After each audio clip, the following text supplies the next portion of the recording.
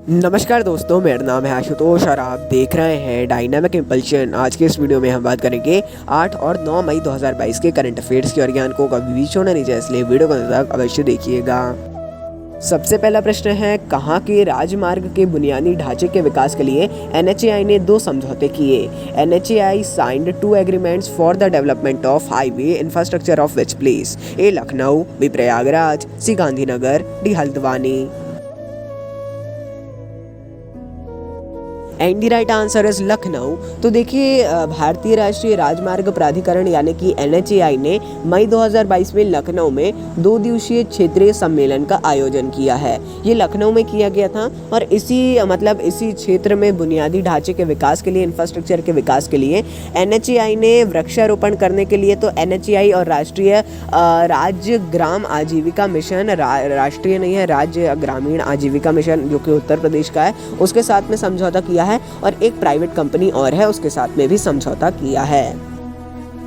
अगला प्रश्न है, हाल ही में भारत की प्रजनन दर घटकर कितनी हो गई है? India's fertility rate has come down to how much recently? A 2.2%, B 3%, C 2%, D 6%। And the right answer is 2%। तो हाल ही में नेशनल फैमिली हेल्थ सर्वे हुआ है और इसकी जो रिपोर्ट आई है उसके मुताबिक भारत की पहले प्रजनन दर 2.2 थी, इससे घटकर 2% ही रह गई है। देखिए, इसमें देश के 28 राज्य और जो 8 केंद्र शासित प्रदेश हैं, यानी कि सभी जो राज्य और केंद्र शासित प्रदेश हैं उसके 707 राज्यों से करीब 6.37 लाख सैंपल लिए गए थे, यानी कि 6,37,000 सैंपल्स लिए गए थे। अगला प्रश्न है, हाल ही में वाहन movement tracking system VMTS mobile app को किसने लॉन्च किया? Who has recently launch the vehicle movement tracking system VMTS mobile app? A Madhya Pradesh, B Haryana, C Maharashtra, D Paschim Bengal.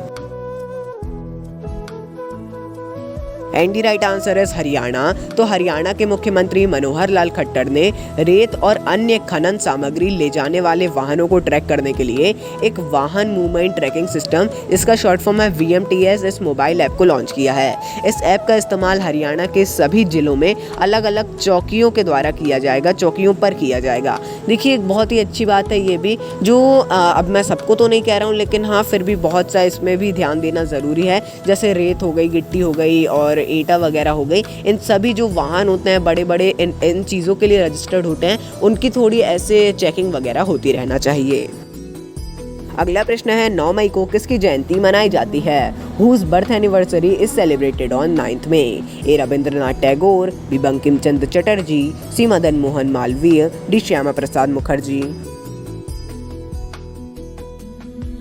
And the right answer is Rabindranath Tagore. तो देखिए, एक बहुत ही इंपॉर्टेंट है, शायद आपको ना पता हो, इस वर्ष 9 मई को रविंद्रनाथ टैगोर जयंती मनाई जाएगी, रविंद्र जयंती मनाई जाएगी। अब आप बोलेंगे इस वर्ष क्यों लिखा है? देखिए, इसे बंगाली वैशाख की 25वें दिन मनाया जाता है। ये तिथि के हिसाब से इसको मनाया जाता है। वेस्ट बंगाल खासकर और बांग्लादेश में इसे बहुत धूमधाम से मनाया जाता है, क्योंकि ऑब्वियसली वो भी बंगाली थे। अब देखिए, इनका जो जन्म था वो 7 मई को हुआ था, इस बात को याद रखिएगा, 7 मई को हुआ था, लेकिन हाँ तिथि के हिसाब से ये बदलते रहते हैं। अगला प्रश्न है, हाल ही में किसने चावल निर्माता कंपनी कोहिनूर का अधिग्रहण किया? Who recently acquired the rice producer company Kohinoor? A Adani Wilmar, C Reliance Industries, C Tata Sons, D उपरोक्त कोई नहीं। And the right answer is Adani Wilmar. तो हाल ही में अडानी विल्मर ने बासमती चावल निर्माता कंपनी कोहिनूर का अधिग्रहण किया है। देखिए, बासमती चावल आपने अवश्य खाया होगा या देखा होगा, टीवी पे ऐड देखा होगा या फिर देखा तो आपने होगा ही। इसे अडानी ऐसा इसीलिए कर रहे हैं क्योंकि वो खाद्य के क्षेत्र में भी अपनी पकड़ बनाना चाहते हैं। अडानी विल्मर खासकर खाद्य पदार्थ जैसे तेल हो गया, फॉर्चून ऑयल हो गया और भी ऐसी चीज़ों के लिए वो प्रख्यात हैं। खाद्य के क्षेत्र के लिए है अडानी विल्मर, इसको याद रखिएगा। अगला प्रश्न है, बुद्ध पूर्णिमा के अवसर पर प्रधानमंत्री मोदी किस देश का दौरा करेंगे?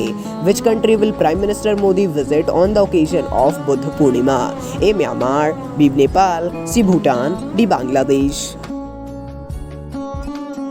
And the right answer is Nepal. तो देखिए, बुद्ध पूर्णिमा के अवसर पर प्रधानमंत्री नरेंद्र मोदी नेपाल के दौरे पर जाने वाले हैं। 2019 में चुनाव जीतने के बाद यदि ये जाएंगे तो ये इनका पहला दौरा होगा। हाँ, गवर्नमेंट अभी प्लान कर रही है, हाँ हो ही सकता है जाने का, मतलब 98% तो है ही। कुछ समय पहले नेपाल के प्रधानमंत्री देउबा जी भी भारत आए थे, आपको पता होगा। उन्होंने रुपे को लॉन्च किया था नेपाल में, प्रधानमंत्री मोदी ने भी उनसे मुलाकात की थी, हैदराबाद हाउस में भी वो रुके थे। अगला प्रश्न है, विश्व का दूसरा सबसे व्यस्त हवाई अड्डा कौन सा है? Which is the second busiest airport in the world? A Delhi, B Mumbai, C Dubai, D Shanghai.